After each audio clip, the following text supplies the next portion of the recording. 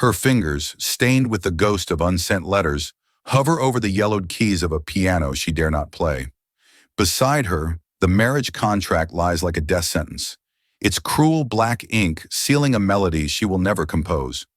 Today, I invite you into a world where a woman's worth was measured by her silence, and love was not a gift, but a fortress to be won.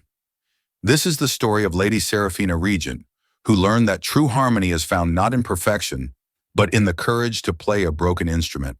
Imagine being sold to settle a debt of shame, taken to a house as cold as a tomb, to be the wife of a man whose heart is a locked room. Now imagine finding the key, not in a grand gesture, but in a whispered note, a shared silence, a melody of hope in the dark. This is Seraphina's journey, and perhaps, in the quiet corners of your own heart, it is a little bit of yours too. And you, dear viewer, where are you watching from tonight? What city shelters you as this story begins? Leave its name in the comments below, and if this tale resonates with you, please subscribe and leave a precious like. Your support allows me to continue whispering these stories to life. The year is 1819, a London shrouded in the damp chill of late autumn. For Seraphina, the chill has lived inside her for a year, ever since the night her father's opera, The Serpent's Crown, was met with stony silence, then derisive laughter. Accusations of plagiarism, a rival's bitter revenge, had shattered his career and their name like fine glass. Now ruin was a constant guest in their townhouse. Her marriage to the formidable Marquess of Blackwood was not a union. It was the price of survival, a contract signed in shame to save her father from debtor's prison. She was the final, tragic composition of a ruined man. The ducal carriage swayed north, its rhythm a monotonous funeral dirge. Seraphina sat alone on the cold leather, watching as the gentle greens of the home counties bled into the stark, windswept grays of the north. She knew so little of the man who had bought her future. Lord Annelise Vance, a name whispered in London's drawing rooms with a shudder of pity and fear. A man publicly betrayed by a beautiful wife who had abandoned him and their children. He had purchased a disgraced bride, a woman no one else would touch, ensuring she would never have the power or allure to humiliate him as the first had done. As dusk bled across the sky, Blackwood Manor rose from the mist like a jagged tooth. It was not a home. It was a fortress of gray stone and sorrow, its Gothic spires clawing at the bruised twilight. 60 windows stared down at her, vacant and judgmental, like the eyes of a skull. The sprawling gardens were sculpted with a cruel precision, every hedge and flower bed a testament to an order that left no room for wildness or warmth. This was a house that did not welcome. It consumed. The great oak door groaned open to reveal a hall of chilling perfection. A floor of black and white marble stretched into the gloom like a chessboard, and on it, an army of servants stood in silent, unnerving formation. 40, perhaps more, their faces polite masks of neutrality, but their eyes were sharp, appraising the new Marchioness with a skepticism as cold as the stone beneath her feet. An elderly butler, his back as straight as a rod, stepped forward. "For your grace," he said, his voice the rustle of dry leaves. "I am Jennings. Welcome to Blackwood." From the ranks of the staff, a woman as severe as a winter frost emerged. Dressed in starched black, a ring of keys hung at her waist, jingling softly with each step, the sound of a jailer. "Mrs. Croft, housekeeper," she announced, foregoing a curtsy. Her eyes swept over Seraphina's simple traveling dress with faint disdain. "The Marquess is indisposed this evening. The children are in the nursery. I will show you to your chambers." The dismissal was absolute. She was not a bride to be greeted by her husband, but cargo to be stored away. Seraphina followed the housekeeper down a long, echoing corridor. The walls were lined with the portraits of Vance ancestors, their painted eyes following her with stern disapproval. But Mrs. Croft paused before one, a portrait so vibrant it seemed to breathe. A woman of breathtaking beauty, with hair like spun gold and a smile that was both dazzling and cruel. "The former lady of the house," Mrs. Croft said, her voice laced with a contempt so profound it was almost reverent. "She found Blackwood insufficient for her ambitions. She abandoned her children in her name 2 years ago. Her chambers were magnificent, furnished with heavy silks and dark polished wood, but they were utterly without life. It felt like a stateroom, not a bedroom. Mrs. Croft pointed a bony finger toward a heavy door set in the adjoining wall. A thin layer of dust lay undisturbed on its ornate brass knob. "The Marquess's chambers," she stated, her tone leaving no room for questions. "His Grace values his privacy." The meaning was as clear as a shard of ice. This was not a marriage bed. This was a gilded cage with a locked door at its center. Dinner was a lesson in humiliation. Seraphina was seated at the far end of a dining table that could have hosted 50 guests. A single candelabra cast a lonely pool of light around her, while the other end of the table vanished into oppressive darkness. A footman stood motionless against the wall, his presence a silent testament to her isolation. The clink of her fork against the porcelain was the only sound in the cavernous room. She was a ghost at a feast for one, a duchess with no one to command but her own trembling hands. Heavy footsteps echoed from the shadows, and a figure emerged into the candlelight. Lord Annelise Vance was carved from the same winter that haunted his home. Tall, severe, with black hair and eyes the color of a storm-tossed sea. He stopped 10 feet from her, making no move to approach. He examined her not as a man greets his new wife, but as a buyer inspects a flawed piece of merchandise. "So," he said, his voice a low baritone devoid of any warmth, "you are the musician's daughter. I trust you understand the terms of this arrangement. You are here for my children, nothing more." The coldness of his words was a physical blow, but something inside Seraphina refused to shatter.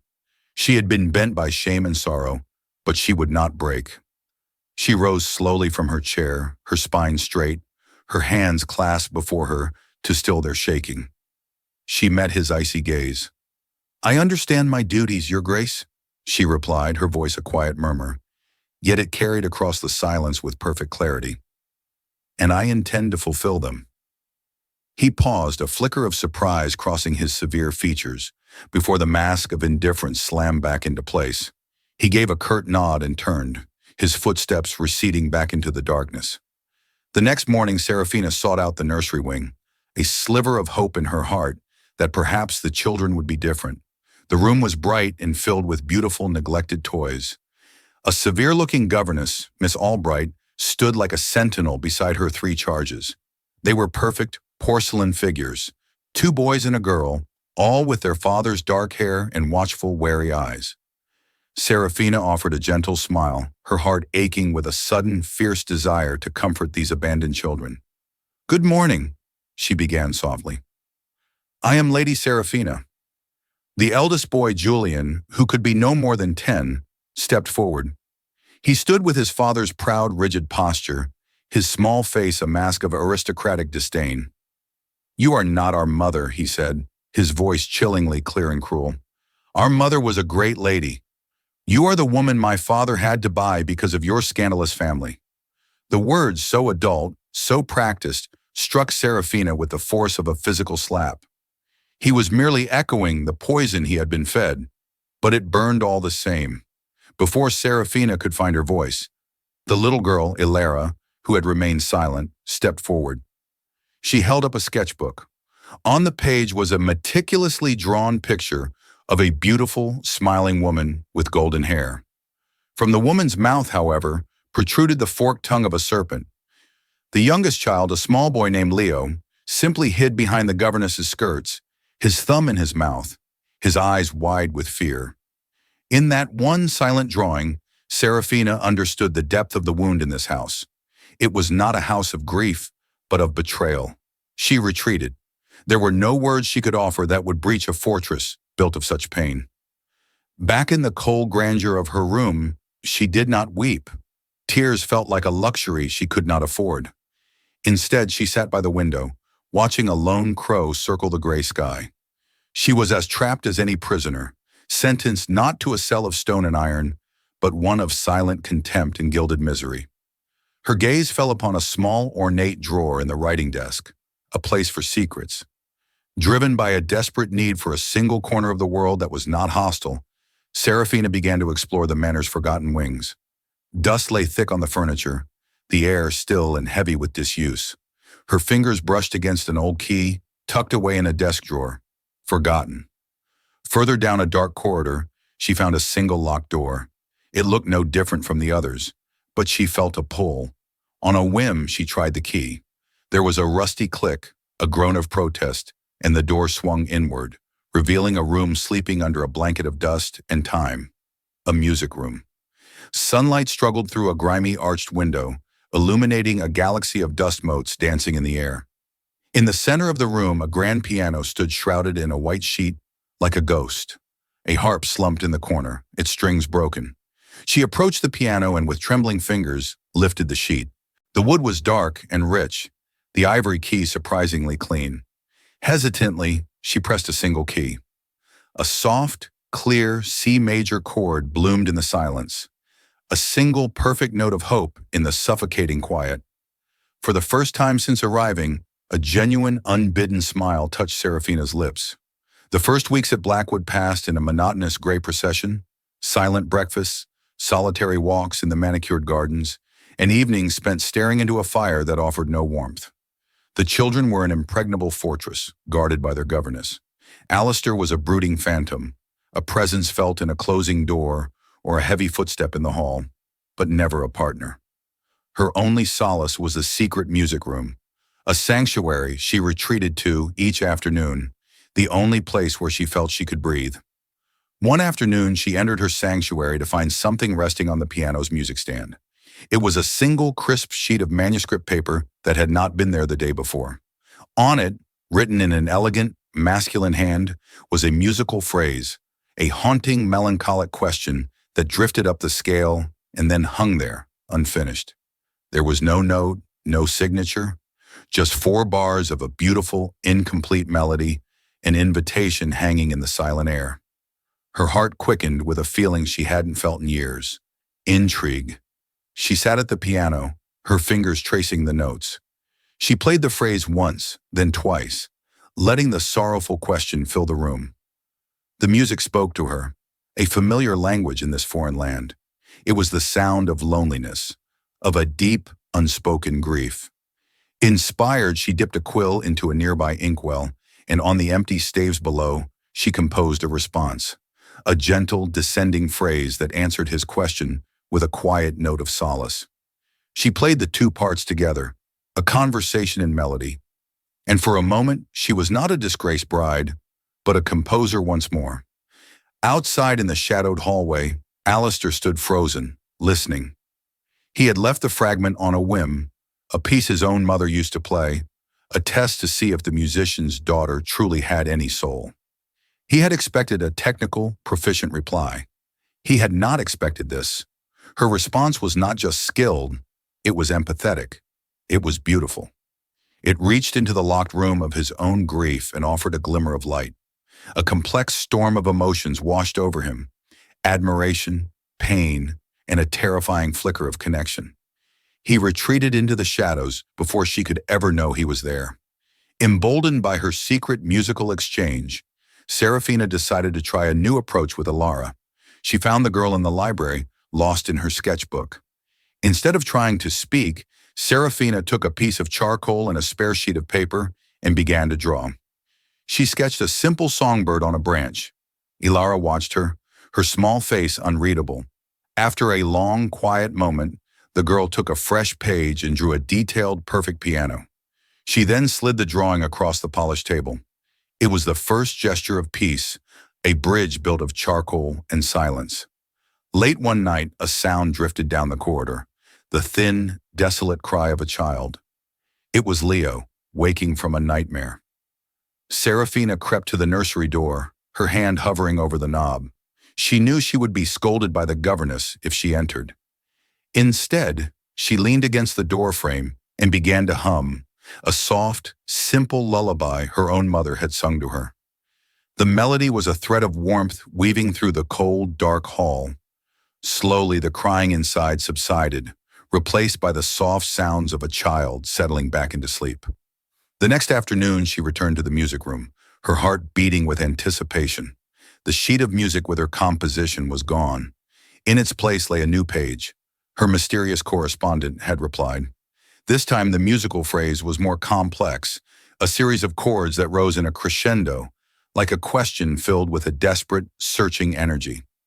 Who was this man who spoke to her only in notes? A tutor? A guest?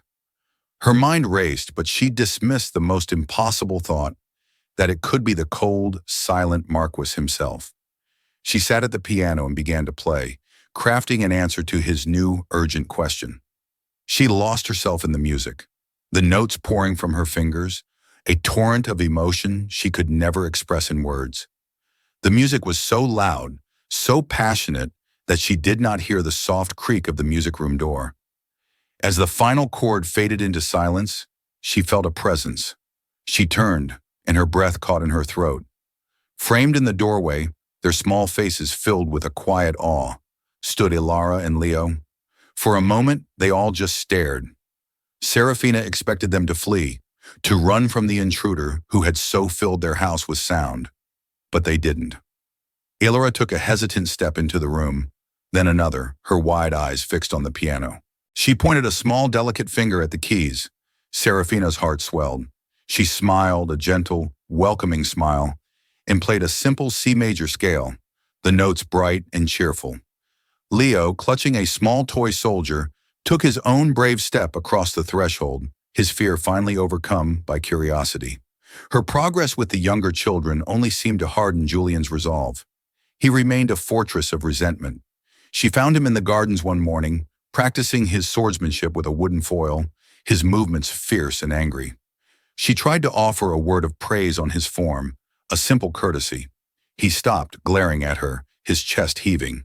"What would a musician's daughter know of honor?" he sneered, the words a perfect echo of his father's prejudice. "My father fights in Parliament. Your father plagiarizes. We are not the same." Wounded, Seraphina sought refuge in the quiet of the small family chapel. As she ran her fingers over the cool marble of the altar, her eyes fell upon a memorial plaque she hadn't noticed before. It was dedicated to Lady Annelise Vance, Alistair's mother, who had died when he was just a boy.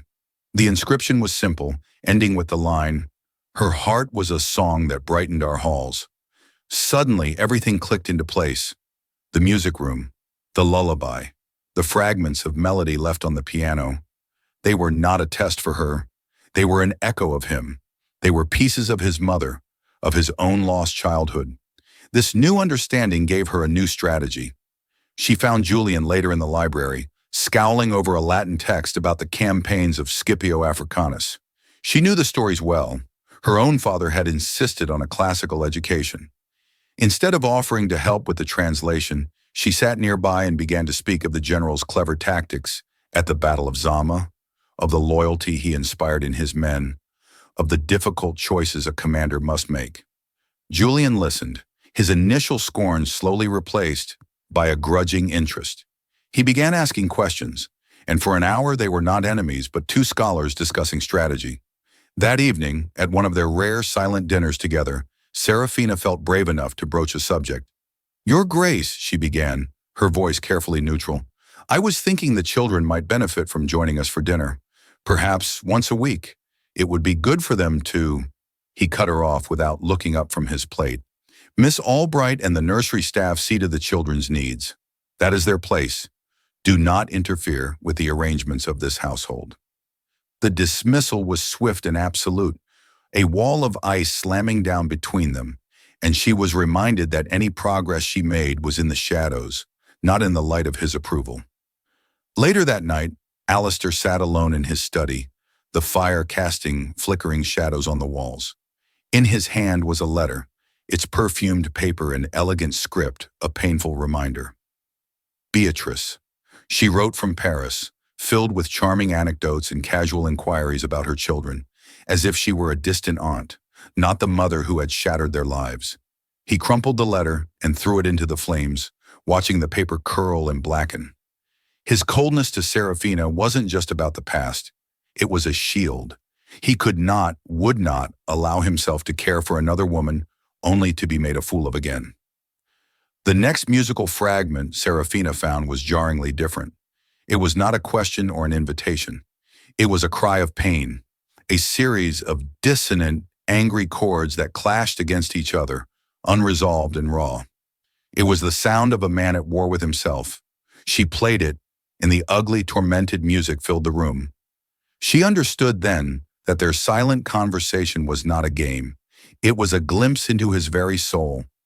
He was speaking to her in the only language he had left. How could she respond to such pain? A clever chord progression or a triumphant melody felt wrong, like a shouted answer to a whispered confession. So she wrote nothing. Instead, she sat at the piano and began to play the simple, gentle lullaby she had hummed for Leo in the hallway. The melody his own mother had likely played in this very room. It was not an answer to his anger, but a balm for the wound beneath it. It was a melody of peace, of comfort, of a childhood he had lost too soon. As the final gentle note faded, she heard a sharp intake of breath from the doorway. It was Julian. He stood frozen, his face stripped of its usual aristocratic mask. All she saw was a sad, lonely little boy. His eyes were wide and glistening with unshed tears. "My grandmother," he whispered, his voice thick with an emotion he could not hide. "She used to play that." Before she could speak, he turned and fled, but the crack in his armor was unmistakable. She had finally found the key to the hardest fortress. In the weeks that followed, a quiet rhythm established itself at Blackwood. Every afternoon, the music room became a place of gentle life. Seraphina would play, and Ilara would sit beside her, drawing the music as she heard it, swirls of color for happy melodies, jagged lines for sad ones. Leo would build magnificent castles from fallen books at her feet, the silent, content architect of his own small kingdom. It was a fragile peace, a small bubble of warmth in the vast, cold house. One afternoon, Alistair came upon Julian standing in the hallway, watching the scene in the music room through the open door. The Marquess paused behind his son, his own gaze drawn to the tableau of quiet harmony. "What is it, Julian?" he asked, his voice softer than usual. Julian didn't turn. His eyes were fixed on the woman at the piano. "She is not what I expected, Father," the boy admitted, his voice barely a whisper. Alistair said nothing, but he watched Seraphina, a strange, unreadable expression on his face. Julian's truce remained unspoken, but its evidence appeared a few days later. As Seraphina took her morning walk, she found a book resting on her favorite stone bench in the rose garden. It was a well-worn copy of Le Morte d'Arthur, filled with tales of knights in honor. Tucked between the pages, marking a chapter on Sir Lancelot's courage, was a single, perfect white rose, its petals still holding the morning dew. There was no note, none was needed. She knew who had left it, and her heart warmed with a profound sense of gratitude. Then the music stopped. For 3 consecutive days, Seraphina went to the music room to find the piano's music stand empty. The silence felt heavier than before, the absence of the secret notes a palpable loss. The silent conversation had become a lifeline in her isolated world, and its sudden end filled her with a surprising anxiety. Had she offended him with the lullaby? Had he grown tired of their game? The uncertainty was a quiet torment, a reminder of how precarious her position truly was. On the 4th day, she entered the music room and stopped dead. On the piano, where the single sheets of paper had always been, sat a large, heavy, leather-bound volume. Her hands trembled as she approached it. The title was embossed in faded gold leaf, The Collected Works of Alaric Regent. It was her father's music, all of it. Tucked just inside the cover was a small card, with a message written in that familiar, elegant script. It said only, "Genius should not be buried by scandal." It was the single kindest, most validating gesture anyone had ever made for her. Tears streamed down her face, tears of shock, of gratitude, of a profound, soul-deep relief. He saw her. The man of ice and silence, her mysterious correspondent, saw not the scandal, but the genius. He saw her father's worth, and by extension her own. She opened the book to the overture of The Serpent's Crown, the very piece that had ruined them. She placed it on the stand, flexed her fingers, and began to play. She played it not as a tragic memory, but as a triumphant anthem, pouring all her love, her pride, and her vindication into the magnificent, soaring notes. The music, so long silenced by shame, burst from the room and flooded the halls of Blackwood Manor. It was a living thing, a force of passion and beauty that pushed back against the house's oppressive quiet. In the kitchens, a maid stopped scrubbing, her head tilted, a slow smile spreading across her face. In the main hall, Mrs. Croft paused in her endless rounds, her stern expression softening into one of grudging admiration. The children, hearing the familiar, powerful melody, ran from the nursery, drawn to the sound like moths to a flame. In his study, Alistair stood by the window, his back to the room listening. The music washed over him, and with it came a devastating realization. The admiration he felt for her talent, the gratitude for her kindness to his children, the strange connection he felt through their shared notes. It had coalesced into something far more dangerous. He was falling in love with her. The thought was a terrifying plunge into an icy sea. He had built his walls so high, and yet, with a simple melody, she had breached them all. What have I done, he thought, his hand clenching into a fist. The triumphant final chord of the overture was still ringing in the air when a frantic shout shattered the spell. Seraphina's hands froze over the keys. She smelled it then, the acrid, unmistakable scent of smoke. A thin gray wisp was curling from beneath the music room door. The shouts grew louder, more panicked, echoing down the hall with terrifying clarity. "Fire! Fire in the nursery wing!" Seraphina threw open the door and plunged into a nightmare. The corridor was choked with thick, black smoke that clawed at her throat and stung her eyes. Panicked servants rushed past, their faces smudged with soot, carrying useless buckets of water. Through the swirling chaos, she heard a voice shouting orders, a voice she knew intimately. It was Alistair, his tone raw with terror, calling for his children. She fought her way toward the sound. Near the end of the hall, she saw Miss Albright huddled with a coughing Leo, and then Alistair emerged from the smoke, dragging a terrified Julian by the arm. He did a frantic head count, his face ghost white beneath the grime. 1, 2, where is Alara? The governess let out a piercing shriek. I thought she was right behind me. Oh, my lord, she's still in her room. Alistair roared his daughter's name and tried to charge back toward the nursery. But at that exact moment, a great flaming beam from the ceiling crashed down, blocking the doorway in a shower of sparks. As servants struggled to hold back the desperate Marquess, a memory flashed in Seraphina's mind, a dusty, forgotten map she had found in the library weeks ago. It had detailed the old servants' passages that honeycombed the manor's walls. A passage, she remembered with a jolt, that had a hidden entrance right behind the nursery. While all eyes were on the impassable, flaming doorway, Seraphina ran to a large faded tapestry depicting a hunting scene.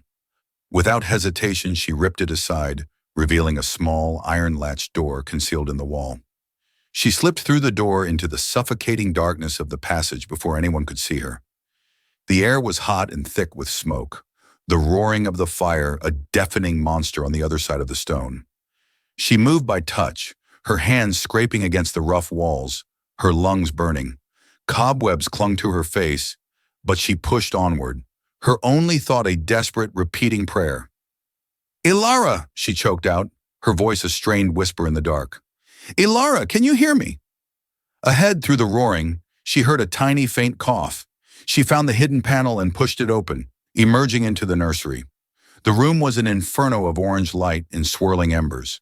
And there, huddled in the farthest corner, as far from the main door as possible, was Ilara. The little girl was frozen with terror, clutching her sketchbook to her chest as if it were a shield. Ilara, Seraphina said, forcing her voice to be calm, a beacon in the terrifying chaos. It's me. I am here. We are going to walk out together now. She wrapped her own woolen shawl around Ilara's head, shielding her face from the worst of the smoke, and guided the trembling child back into the dark safety of the passage. They stumbled back the way she came, emerging into the main corridor just as Alistair, his face a mask of utter despair, was about to make another desperate attempt to break through the flames. The tapestry was flung aside, and Seraphina stepped out of the wall, covered in soot, her dress singed, supporting the small, safe body of his daughter. The entire household stared, mouths agape, in stunned, disbelieving silence. Alistair moved as if in a dream. He snatched Alara from her arms, crushing the child to his chest, his body shaking with violent, uncontrollable sobs of relief. He buried his face in his daughter's hair, whispering her name over and over. Then he lifted his head and looked at Seraphina. The ice in his eyes had not just melted, it had been shattered. All she saw was a raw, unguarded gratitude so profound it was painful to behold. His voice when he spoke was a choked, broken thing. "Seraphina, you saved her." The world tilted. Now that Alara was safe, the adrenaline that had fueled Seraphina vanished, leaving behind a bone-deep exhaustion and lungs full of fire. Black spots danced in her vision. Her legs, which had carried her so bravely, buckled beneath her. She collapsed. Before the darkness could take her completely, she felt strong arms catch her, lifting her from the hard floor. The last thing she heard was Alistair's voice, no longer a Marquess's command, but a terrified man's plea, shouting for a doctor. As Alistair carried Seraphina's limp form away from the smoldering nursery wing, Alara watched from the safety of Julian's arms. Her eyes, wide with shock, were fixed on the woman who had walked through fire for her. Then she turned to her brother, and for the first time in 2 years, she spoke. Her voice was a tiny, rusty whisper, but the word was perfectly clear. "Seraphina." Julian stared at his sister, his own shock momentarily eclipsing the chaos around them. He looked from Alara's face to the retreating figures of his father and the woman who had just changed everything. Seraphina awoke to the scent of lavender and clean sheets.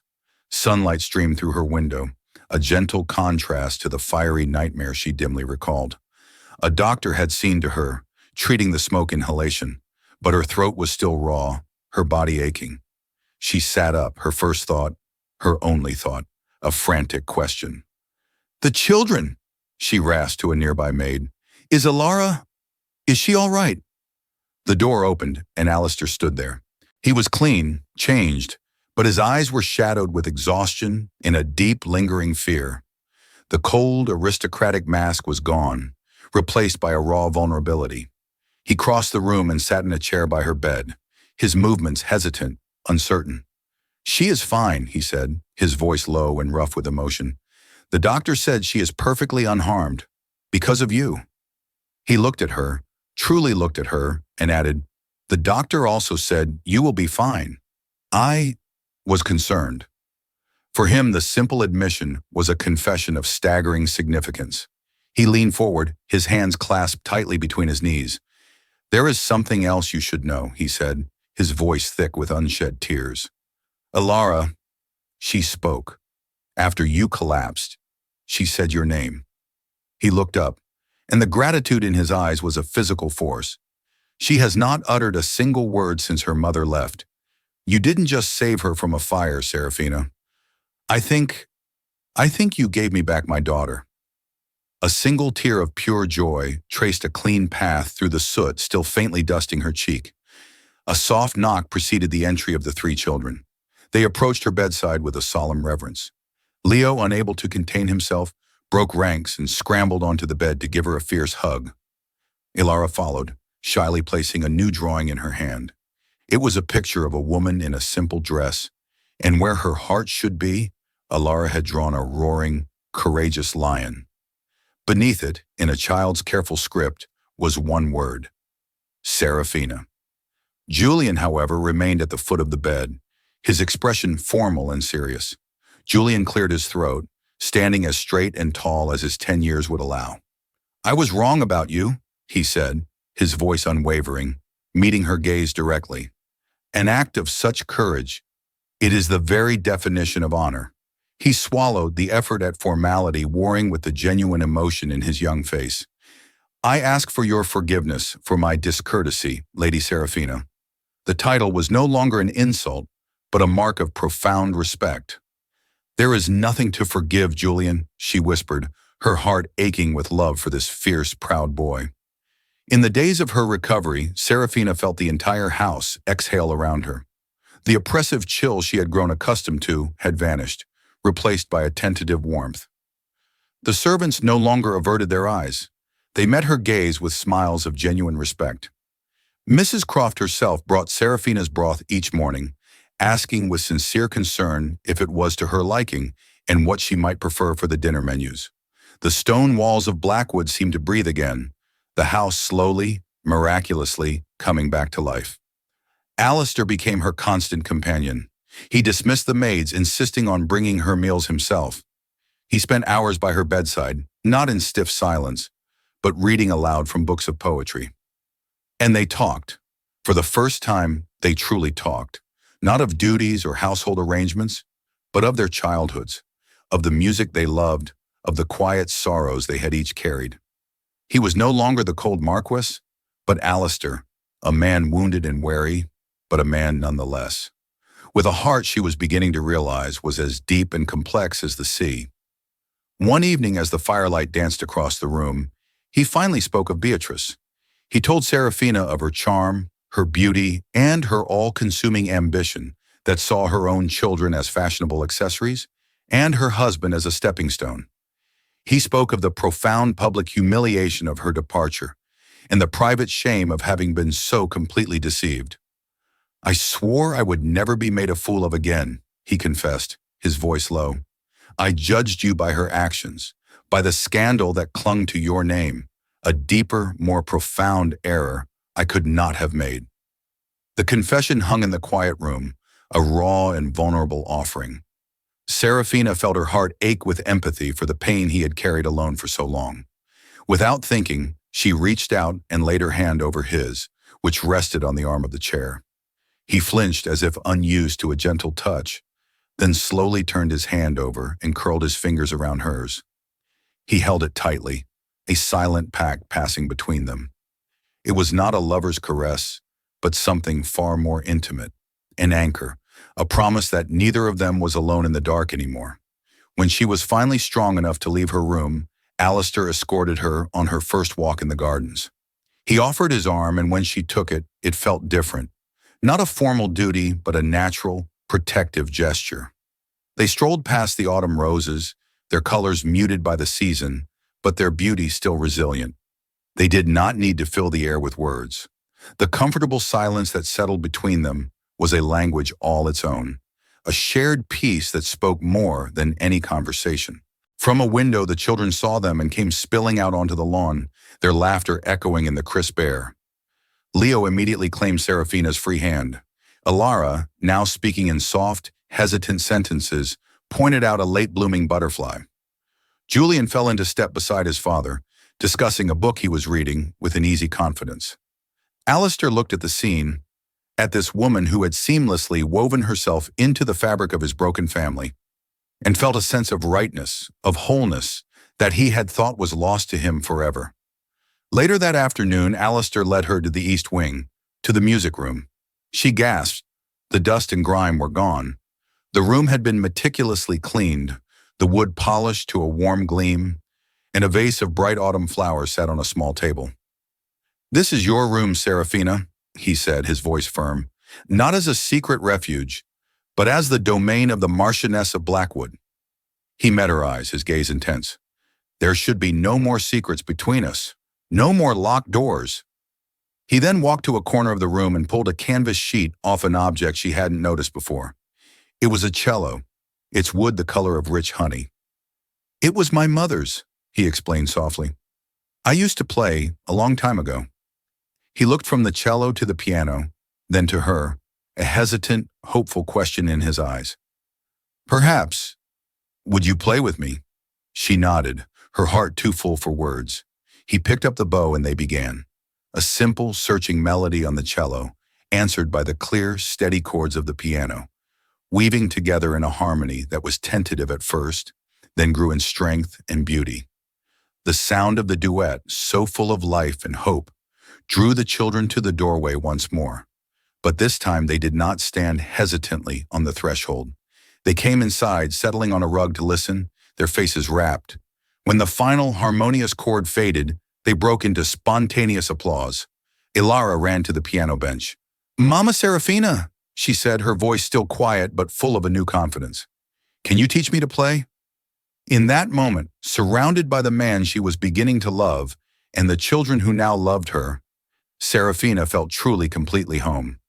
The idyllic peace was shattered later that day.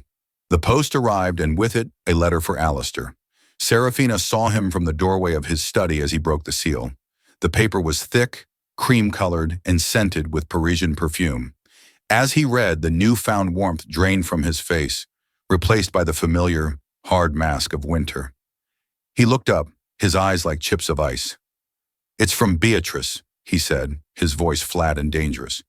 "She's returning to England. She writes that she wishes to see her darling children." Seraphina entered the study, her own heart sinking with a cold dread. She saw the crushed letter in his fist. "She has no right," he said, more to himself than to her.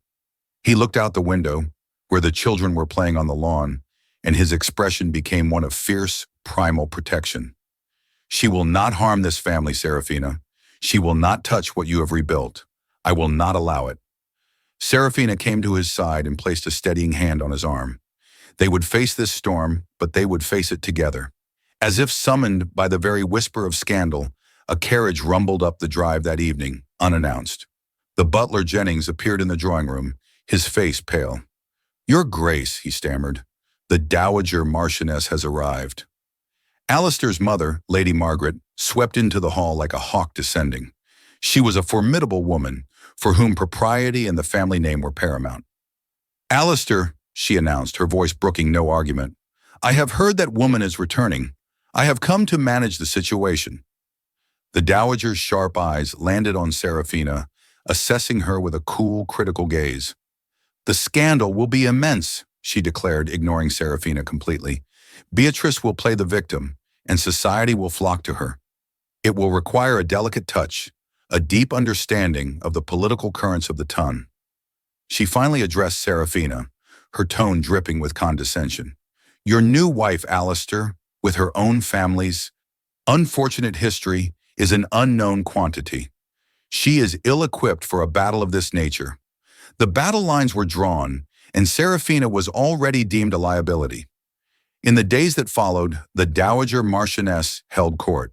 With the undisputed authority of her station, she began to subtly rearrange the household. Her every suggestion availed criticism of Seraphina's management. She questioned the menus, deeming them too simple.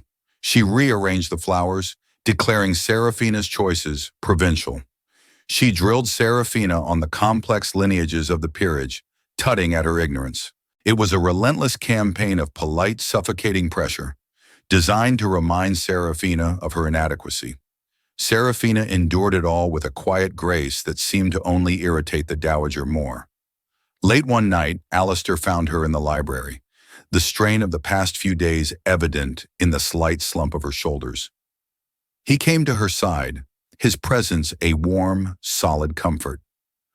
"I am sorry for my mother's behavior," he said softly. "She is a creature of her world, a world of surfaces and alliances." He took her hand, his grip firm. "But this is your house. You are the Marchioness. Do not for a moment let her make you feel otherwise."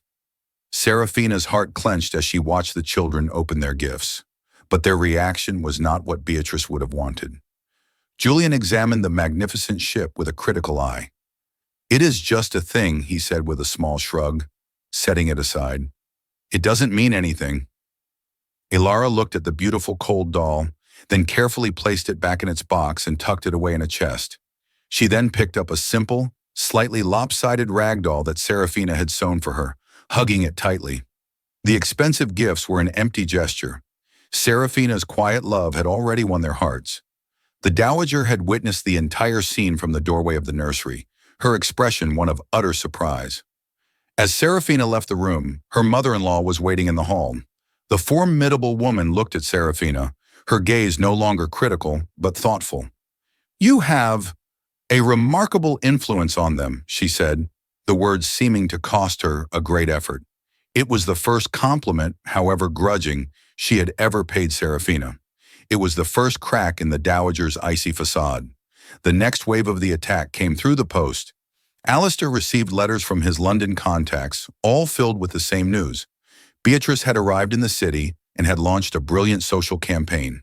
She was the tragic heroine, the heartbroken mother, cruelly cast aside by her cold husband for a new bride of scandalous origins. She wept in drawing rooms, fainted at the opera, and whispered her poisonous version of the story to anyone who would listen. And London society, hungry for drama, was beginning to believe her. "We cannot hide from this," Alistair said, his voice grim as he paced the drawing room. "Hiding makes us look guilty." He stopped and looked at Seraphina, a new fierce resolve in his eyes. "We will host the annual Blackwood Autumn Ball. Here, we have not held it since she left." Seraphina's stomach tightened with fear at the thought of facing the entire ton, but Alistair continued. "It will be your formal introduction as the true Marchioness. We will face her together, in our home, and we will show them all the truth." Seraphina looked at the determination in his face, took a deep breath, and nodded. She would not hide. The manor was thrown into a flurry of preparations. It was not a party being planned, but a battle. Invitations were sent, sealed with the defiant Blackwood crest. The grand ballroom, shrouded in dust sheets for 2 years, was aired and polished until the chandeliers glittered like constellations. A dressmaker arrived from London, and in the evenings Alistair taught Seraphina to waltz in the empty ballroom. In his arms, moving to the silent music, she felt a strange mix of terror for the night to come and a profound intimate connection to the man who would face it with her. The night before the ball, Alistair came to her chambers. The air between them was thick with anticipation. He held out a velvet box. Inside, nestled on a bed of silk, was a necklace of brilliant, deep green emeralds, magnificent and clearly ancient. "They belonged to my grandmother," he said softly. "She was the strongest woman I ever knew. Like you." He stepped behind her and fastened the cool weight of the jewels around her neck. "Whatever happens tomorrow," he whispered, his lips close to her ear, "know that you are the heart of this house. You are my heart." And he kissed her, a deep, promising kiss that left her breathless. When Seraphina descended the grand staircase, a hush fell over the assembled guests. She was transformed. The emerald green silk of her gown shimmered in the candlelight, and the ancient Blackwood jewels at her throat glittered with a defiant fire. But the true transformation was in her bearing. She moved not with the timid hesitation of the girl who had arrived months ago, but with the quiet, unshakable confidence of a woman who knew her own worth. This was not a substitute bride. This was a Marchioness. Alistair waited for her at the bottom of the stairs, his eyes filled with an adoration that was plain for all to see. He took her hand, raised it to his lips, and turned to his guests. "May I present my wife," he announced, his voice ringing with pride, "the Marchioness of Blackwood." His tone was a challenge, daring anyone to question her place. He then led her to the center of the floor, and as the orchestra began the first waltz, they moved as one, a perfect, united front against the whispers and the watching eyes. After the dance, the Dowager Marchioness approached, her usual stern expression softened by something new. She looked from her son's happy face to Seraphina's quiet radiance. "You have made my son happy again," she said, her voice low but clear. "I did not think it was possible." She reached out and placed a gloved hand on Seraphina's arm, a gesture of alliance, of true acceptance. "Thank you." In that moment, Seraphina knew she had won her final, most formidable family critic. Later, as was tradition, the children were brought down for a brief appearance.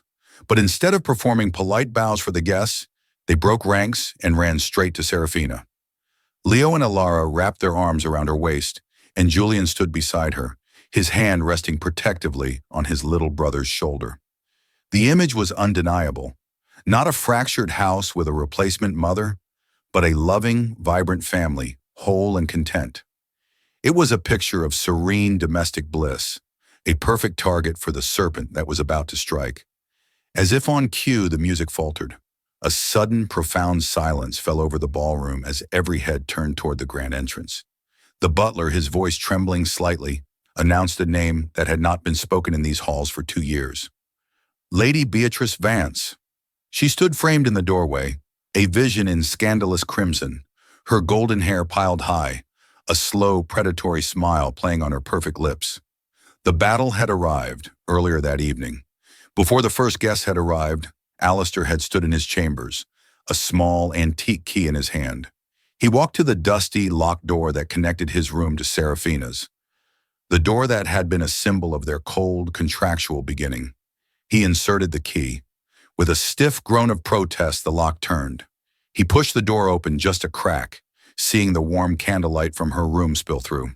Tonight, he had decided, after the ball, after they had faced the world together, he would walk through this door and ask her to make their marriage a true one. No more walls. An hour before the ball. He found her on the terrace, taking a moment of quiet before the chaos. The moonlight turned her into a silver statue. "Seraphina," he said, his voice husky. He confessed his plan, his hope for their future. "I want a true marriage with you, in every sense of the word, if you will have me." She turned to him, her eyes shining with tears of joy, and nodded a silent, beautiful assent. That promise, that future of profound intimacy, was what Beatrice now threatened to destroy as she stood in the doorway, a vision in scarlet and ruin. Beatrice glided into the room, the crowd parting before her as if she were royalty. She ignored Seraphina as if she were a piece of furniture, her eyes fixed solely on Alistair. "Alistair, darling," she purred, her voice like honey. "You're looking well, and you've thrown a party to welcome me home. How thoughtful." Her audacity was breathtaking. She was not a penitent.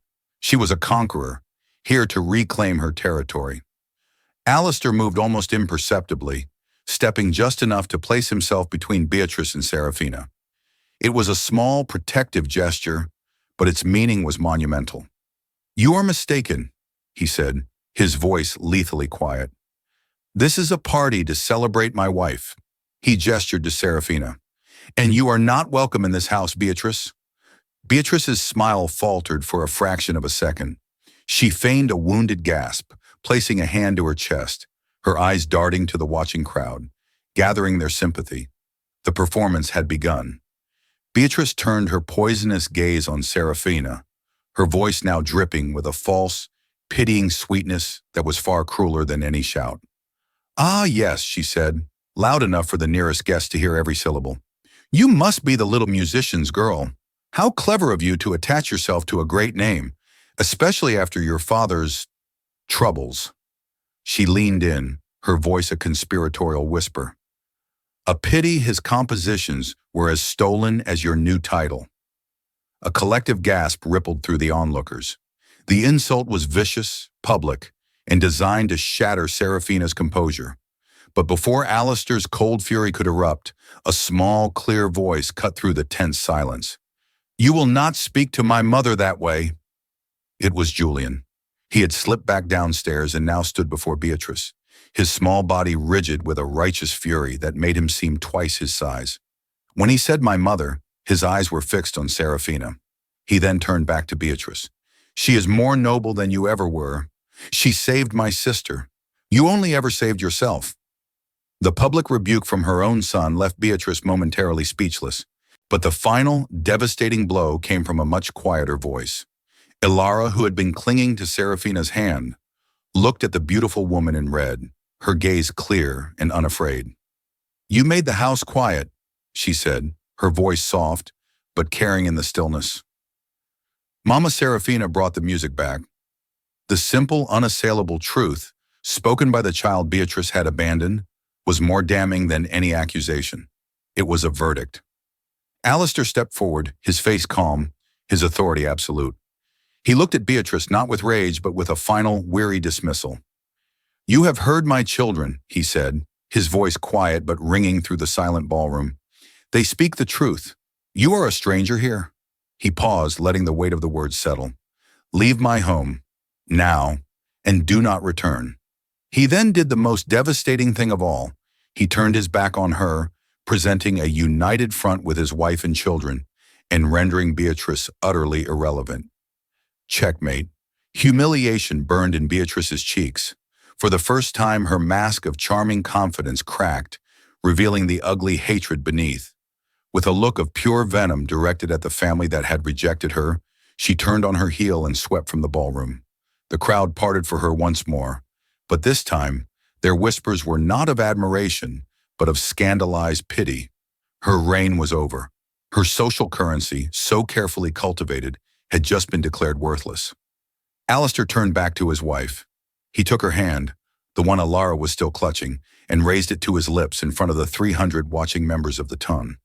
"My wife, Lady Seraphina," he declared, his voice filled with a love and pride that resonated to the far corners of the room, "has shown more courage, honor, and heart than anyone I have ever known. She is the Marchioness of Blackwood, the only one." Then, looking only at her, he whispered the words she had longed to hear. "I love you." The stunned silence of the crowd broke into applause, led by the Dowager Marchioness, who was beaming with pride. The rest of the ball passed in a warm, celebratory blur. The cloud of scandal had not just been dispersed, it had been utterly vanquished by the truth. Guests who had once viewed Seraphina with suspicion now approached her with open admiration. She was no longer a commodity purchased in shame, but a heroine who had won her place through character and courage. She moved through the crowd with a newfound grace, Alistair always by her side, their hands frequently, naturally, finding each other. Long before the final guest departed, Alistair caught her eye across the room. He gave a slight nod toward the grand staircase. The look they exchanged was one of complete understanding. The public battle was won. The private celebration was about to begin. He took her hand, and without a word to their guests, they left the music and the laughter behind. They ascended the staircase together, each step taking them further from the world and closer to each other, their journey up the stairs a quiet echo of their journey, from lonely strangers to husband and wife. They reached the hallway outside their chambers. The connecting door, once a symbol of their division, stood slightly ajar, an invitation. Alistair pushed it fully open, revealing Seraphina's room, lit softly by a dozen candles. He turned to her, his eyes dark with an emotion that made her breath catch. "Will you welcome me, Seraphina?" he asked softly. A slow smile spread across her face. "My lord," she whispered, her voice teasing and tender, "I thought you would never ask." And with a laugh, he swept her up into his arms and carried her across the threshold. He set her down gently in the center of the room, the distant sounds of the orchestra, a faint, romantic score to their private moment. He reached up and touched the emeralds at her throat. "I think I have loved you since the moment I heard you play my mother's lullaby," he confessed, his voice husky. "You played the melody of my own childhood, and gave it a harmony of hope I thought I'd never feel again." She placed her hand over his on her chest, feeling the warmth of his skin. "And I think I began to love you through your music," she whispered back. "Through the pieces of your heart you left for me on the piano." She looked into his eyes, her own vulnerability a quiet offering. I do not know how to be a wife in this way." He smiled, a tender, reassuring smile. "Then we shall learn together," he said, his voice a soft promise. His fingers moved from her hand to the clasp of the necklace. With a soft click, the heavy weight of the emeralds was gone. He held them in his palm, their fire seeming dim compared to the light in her eyes. "You need no jewels, Seraphina," he murmured, setting them aside. "You are the treasure." He leaned in and kissed her, a slow, tender kiss that was not an end to a battle, but the beginning of a lifelong peace. The world narrowed to the soft glow of candlelight and the whisper of their names. There was no fiery passion, no tempestuous claiming. It was a quiet coming together, a gentle harmony of two souls who had been lonely for too long. It was the feeling of safety in his arms, the soft touch of his hand on her skin, the profound peace of finally being seen, finally being known, finally being home. Two broken halves of a melody, at last made whole. He was her husband. She was his wife. Seraphina awoke to the warmth of the morning sun on her face and the steady weight of Alistair's arm around her. She felt a deep, bone-settling peace, a sense of belonging that was entirely new. She turned her head on the pillow to find him already awake, watching her, a soft, unguarded smile on his face. The severe, wintry Marquess was gone forever, replaced by this warm, gentle man. "Good morning, my love," he whispered, his voice still rough with sleep. Before she could reply, the connecting door, left open all night, burst inward. Three small figures, having discovered this new, magical pathway, came tumbling into the room. "Papa! Mama Seraphina!" Leo shouted, launching himself onto the bed. Ilara and Julian were right behind him, their faces alight with mischief and joy. In moments, the peaceful, romantic scene had devolved into a chaotic, laughing tangle of limbs as Alistair and Seraphina were buried under a pile of their adoring, exuberant children. Later that day, the Dowager Marchioness's carriage was brought around. She stood in the main hall, ready for her departure. She took both of Seraphina's hands in her own. "This house is in good hands," she said, her voice firm with a conviction that had been earned, not assumed. "Better hands, perhaps, than it has ever been." She then did something that shocked Seraphina to her core. She leaned forward and placed a dry, firm kiss on her cheek. It was a final, unconditional seal of approval. That afternoon, Alistair presented Seraphina with a letter bearing an official parliamentary seal. He had, without her knowledge, used his considerable influence to call for a formal review of the plagiarism charges against her father. "A former student of the rival composer has come forward," he explained gently. "He has proof your father was framed." Her father's name, her family's name, would be cleared. His music would be celebrated once more. It was the final missing piece of her own healing, a gift of justice and honor from the man she loved. Seraphina found herself in the music room, sunlight streaming through the clean windows. But she was not playing her father's triumphant overtures, nor the melancholic lullabies of Alistair's mother. For the first time, she was composing her own music, a melody that was not about sorrow or vindication, but about a quiet, resilient joy. It was a song full of hope, of peace, of a future she was now composing for herself. Alistair watched her from the doorway, listening to the sound of their new life. 2 years later, Spring had returned to Blackwood Manor, not as a hesitant visitor, but as a permanent resident.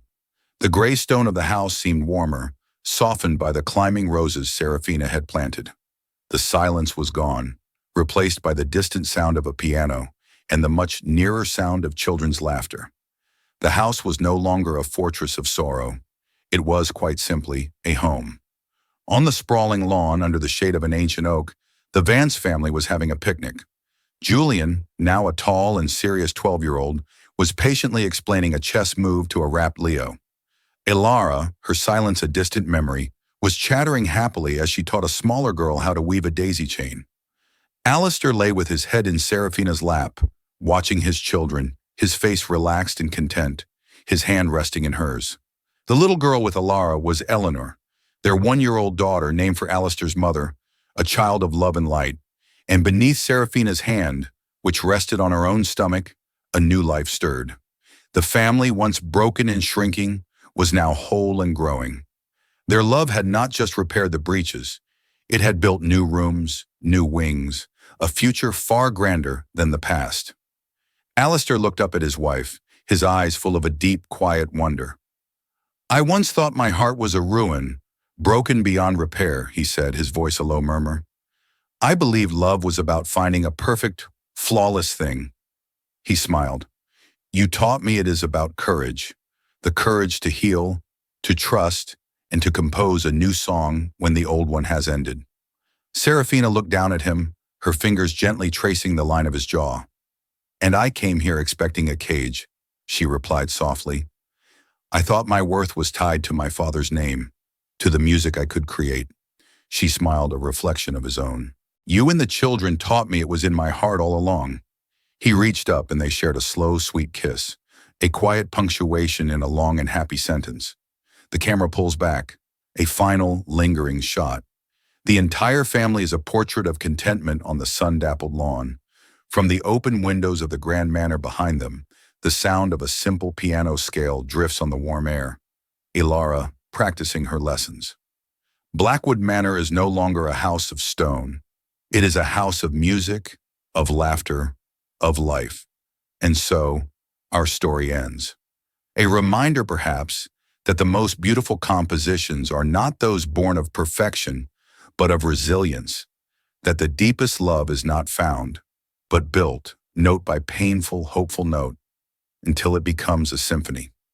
If this story of a quiet heart that learned to sing again touched your own, please don't forget to subscribe to the channel and leave that precious like. Every gesture from you helps these whispers find their way in the world. Flashback. On the morning she left London, a ghost in her own home, Seraphina had written a letter.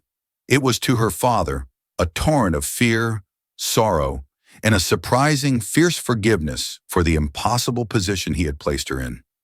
She wrote of love, of duty, of hope against hope. But as she folded the tear-stained paper, she tucked it deep within her luggage, unsent. She had decided in that moment that her life would be an overture, not a lament for a past she could not change. Late one night, long after Seraphina had won his trust, Julian stood in his room, looking at a small crumpled drawing he kept hidden in a book.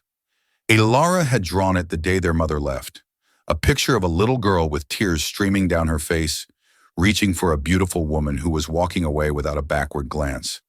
His fierce hostility toward Seraphina had not been for himself but for his sister. He had been guarding Alara's heart, determined never to let another woman get close enough to break it again. Flashback. The music room 20 years ago is bright and filled with sunlight.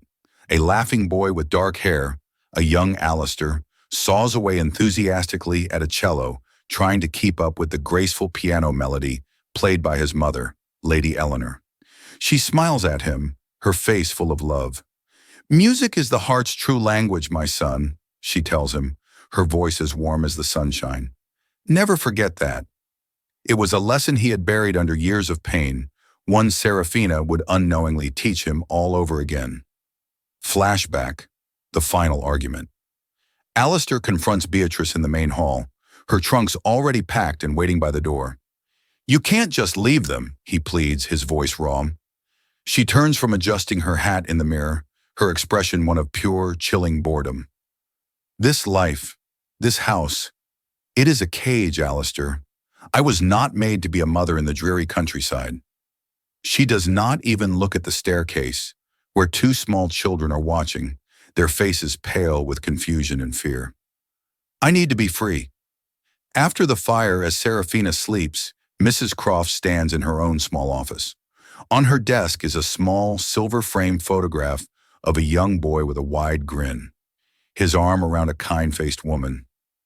Alistair and his mother. Mrs. Croft's loyalty had never been to the title of Marchioness, but to the memory of that boy and the woman who had first hired her. She looks from the photo to the hallway leading to Seraphina's room, a flicker of hope in her stern eyes. Perhaps at last the music was returning. In a small, threadbare room in London, Alaric Regent holds a letter from the Marquess. His name cleared, his music vindicated. Tears of regret and pride fall onto the page. He looks at the only portrait he has of his daughter, painted when she was just a girl, full of a quiet, serious light. He picks up his quill for the first time in a year, his trembling, ink-stained hands finding their old rhythm. He begins to compose, and at the top of the page, he writes the title, "A Cantata for My Courageous Daughter." The first snow of winter fell in a soft, silent blanket over Blackwood. Alistair found Seraphina in the garden, her head tilted back, a delighted smile on her face as she tried to catch the fat, lazy flakes on her tongue. The sight, so simple, so pure, broke through the last of his reserve. A real, unburdened laugh escaped him. He joined her, and for a few minutes they were not a Marquess and his lady, but just a man and a woman, finding a moment of simple, uncomplicated joy in the quiet magic of the first snow. Months after the ball, as Seraphina passed the music room, she heard a sound, a simple, hesitant melody being picked out on the piano. She peeked through the open door. It was Alara sitting alone at the great instrument, her small fingers carefully finding the notes. As she played, she hummed softly to herself, a tuneless, happy sound. The girl who had been locked in silence was now filled with her own music. Seraphina smiled, her heart full, and quietly walked away, leaving her daughter to her song. In her London townhouse, the Dowager Marchioness penned a letter to her sister.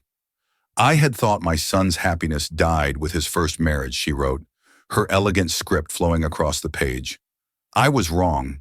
It has been reborn, stronger and more true, in the heart of a musician's daughter. It seems there is more to a person than a name after all." She paused, a small wise smile on her face. She had been wrong, and she was great enough to admit it. "What is honor, father?" Julian asked one evening, looking up from his book in the library. Alistair looked at his son, the heir to his name and his legacy, and chose his words carefully. "True honor, son," he said, placing a hand on the boy's shoulder, "is not about never falling.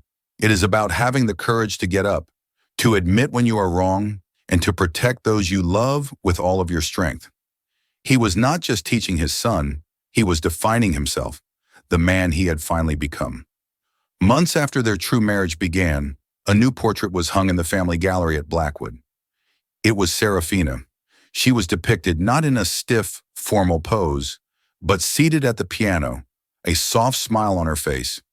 Alistair had insisted it be hung, not in the space next to the now-removed portrait of Beatrice, but in the place of honor beside his own mother, Eleanor. "You belong here," he told her, his voice full of quiet conviction, "with the true hearts of this family." On one of her first rainy afternoons at Blackwood, Seraphina had sat by the window in her cold, lonely room. She watched the raindrops trace crooked paths down the glass, thinking how her own life resembled those streams of water, always descending, with no control over its own destiny. The world outside was a gray, distorted blur, a perfect reflection of the world within her. Before Seraphina, Alistair would often walk the halls of his home late at night, a solitary king in an empty castle. The moonlight would stream through the high windows, illuminating the dust motes in the air, casting long, lonely shadows on the marble floor. The only sound was the echo of his own footsteps. He was master of all he surveyed, and all he surveyed was a vast, cold, and silent emptiness. Leo's favorite toy was a small, hand-carved wooden soldier. In a fit of frustration, he had thrown it, and its tiny sword had snapped off. He had cried himself to sleep. The next morning he found the soldier resting on his pillow. Its sword had been perfectly mended with a dab of glue, and its uniform had been touched up with fresh red paint. He clutched it to his chest, knowing without a doubt that the quiet lady with the sad eyes had been the one to fix it. The library became a neutral ground. One afternoon, Seraphina was reading by the fire when Julian entered. She expected him to take a seat as far away as possible. Instead, he selected a book and settled into the armchair opposite her. They did not speak for over an hour, but the silence was no longer hostile. It was comfortable, a quiet truce declared between the turning of pages. Alistair often woke in the dead of night, his heart pounding, the ghost of Beatrice's final, cruel words echoing in his mind. He would get up and go to the window, staring out at the dark, sleeping grounds. But then, on the nights Seraphina played, a faint, beautiful melody would drift from the east wing. The sound was a balm to his tormented mind, a gentle hand that soothed the frantic beating of his heart and allowed him to return to a peaceful sleep. Seraphina was on the lawn with Leo, showing him how a blade of grass could be made into a whistle. She made a terrible squawking sound, and Leo erupted in a fit of giggles.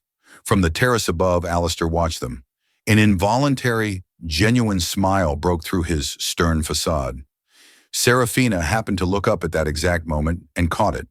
Their eyes met, and for a fleeting second, there was a shared spark of warmth and surprise before he composed himself and turned away.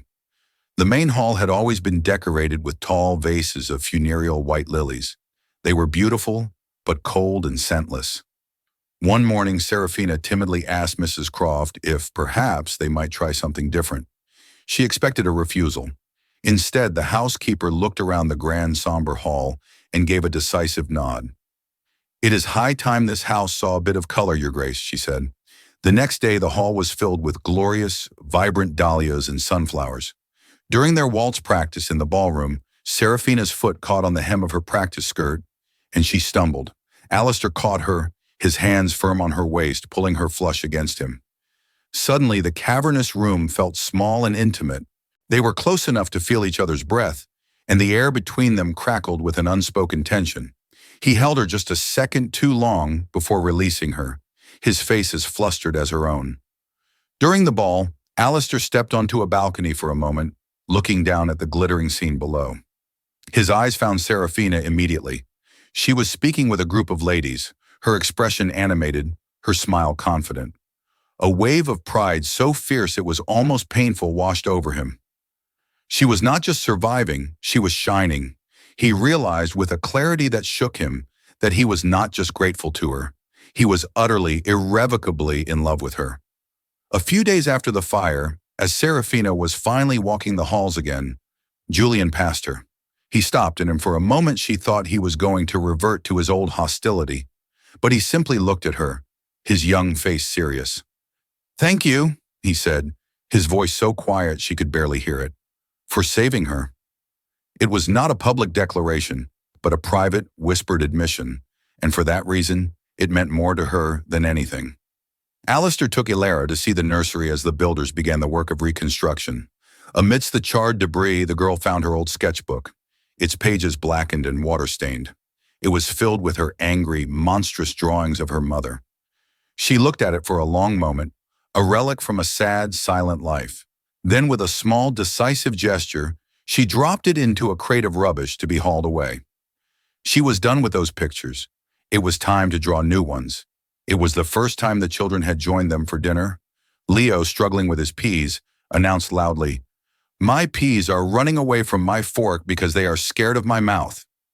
Julian rolled his eyes, but across the table, Seraphina and Alistair caught each other's gaze.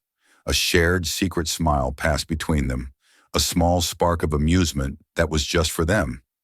It was the first time they had laughed together, a quiet, domestic miracle. Before the ball, the dressmaker laid out 3 magnificent gowns for Seraphina to choose from. She was hesitating when Ilara came into the room. Seraphina smiled. "Which one, my dear? Which one should I wear?" Ilara studied the dresses with a serious eye, then pointed a decisive finger at the shimmering emerald green silk. "This one," she said, her voice full of a child's simple wisdom. "It looks like hope." From his discreet post in the main hall, Jennings the butler watched the family gathered in the garden. Lord Alistair was laughing, a sound the old man had not heard in years. The children were happy, and the new Marchioness watched them all with a love that was as plain as the sun in the sky. Jennings, who had served this family through tragedy and sorrow, turned away and discreetly wiped a single joyful tear from the corner of his eye. In the vast portrait gallery, amidst the stern faces of generations of Vances, there was a single empty space on the wall. Seraphina stood before it, her hand resting on the velvet rope. She thought of the shame girl who had arrived here, a ghost in her own life, and the woman she was now. Soon her own portrait would hang here, a permanent part of this house's history. She felt not pride, but a profound, quiet sense of peace. She belonged. Late one night, they sat together in the music room. A comfortable silence had fallen between them as they read their respective books by the firelight. The piano stood silent in the moonlight. Alistair looked up from his book and watched her for a long moment. "I love your music, Seraphina," he said softly. She looked up, surprised. He smiled. "But I think I love your silence even more." It was the greatest compliment he could give, a complete acceptance of her, not for her talent, but for her soul. Morning light, the color of warm honey, spilled into the ducal bedchamber. It illuminated a room that was no longer a cold, formal space, but a place of shared life. A woman's shawl was draped over a chair. A man's book lay open on the bedside table. In the center of it all, tangled in the sheets, Seraphina and Alistair slept, their peaceful expressions a testament to a long-awaited dawn. After receiving the news of her father's vindication, Seraphina sat down at her desk. For the first time since her marriage, she wrote a letter home. She told her father of her happiness, of Alistair's goodness, of the grandchildren he did not yet know. She ended the letter not with recriminations for the past, but with an invitation for the future. "Please, Father, come to Blackwood for Christmas." It was a letter of forgiveness, of joy, of a family being made whole again. "You must hold the reins with authority, Mama Seraphina, not like you're holding a fragile teacup," Julian instructed, his 10-year-old face a mask of seriousness.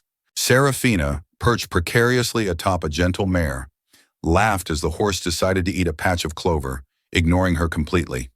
The sight of the solemn future Duke trying to teach his graceful but clumsy stepmother to ride became a regular, heartwarming spectacle on the grounds of Blackwood. Ilara let out a frustrated sigh, crumpling up a drawing that hadn't turned out right. Julian came and sat beside her, gently uncrumpling the paper. "It's still lovely," he told his little sister. She shook her head, pointing out a smudged line. Julian smiled wisely. "It doesn't have to be perfect to be beautiful," he said, his voice a soft echo of a lesson he had learned himself. "Mama Seraphina taught me that." On the one-year anniversary of her arrival at Blackwood, Alistair gave her a small, intricately carved wooden box. When she lifted the lid, a tiny tinkling melody began to play. It was the duet, the first piece of music they had ever played together. It was a song of their entire journey, from a hesitant question and a gentle answer to a perfect, lasting harmony. In a quiet corner of the vast gardens, Seraphina planted a new rose garden. On one side, she planted rows of elegant white roses in honor of Alistair's mother, Eleanor, whose love of music had planted the first seeds of their own story. On the other side, she planted a riot of colorful, fragrant roses, reds, pinks, and yellows. It was a garden that honored the past while joyfully, vibrantly celebrating the present. They stood together on the balcony as the sun set, painting the sky in strokes of rose and gold. Below them in the garden, the sound of their children's laughter drifted up on the cooling air. Alistair slipped his arm around her waist, pulling her close. They didn't speak. They didn't need to. The peaceful, profound contentment they felt was a language all its own, a quiet prayer of gratitude for a life they had built together. Alistair stood before the fire in his study. In his hand was a familiar year-old document, the cold, stark marriage contract that had brought Seraphina to him. He read the cruel transactional words one last time, then smiled. He held the paper to the flames. The ink blistered, the pages curled and blackened, turning to weightless ash. Their union was no longer bound by law or necessity. It was bound by something far stronger.